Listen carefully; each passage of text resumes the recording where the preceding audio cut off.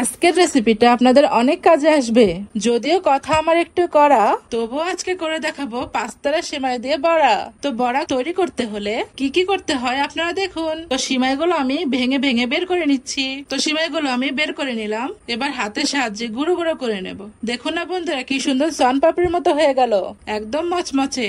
এর মধ্যে একটা দিয়ে দিলাম মুরগির ডিম। আপনারা ইচ্ছা করলে যে কোনো ডিমই দিতে পারেন, আবার নাও দিতে পারেন, পানির সাহায্যেও তৈরি করতে পারেন। তো ডিম দেওয়ার পরে দিয়ে দিলাম হালকা একটু লবণ, তারপর স্বাদ বাড়ানোর জন্য দিয়ে দিলাম চিনি, শেষে দিয়ে দিতে হবে কর্নফ্লাওয়ার। পেঁয়াজের মতো করে শেপ করে বানিয়ে নেব।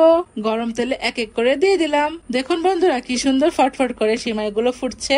আর চুলার আঁচ যেন বাড়ানো না থাকে, হালকা আঁচেই কিন্তু ভাজতে হবে, না হলে কিন্তু পুড়ে যাবে। দেখুন না কি সুন্দর করে ভেজে নিয়েছি লাল লাল। আমি একটু কড়া করে ভেজেছি যেন খেতে আরো সুস্বাদু লাগে। এরকম রেসিপি পেতে চাইলে আমার ফেসবুক পেজ এবং ইউটিউব চ্যানেলে সাবস্ক্রাইব এবং ফলো দিয়ে রেখে দিন।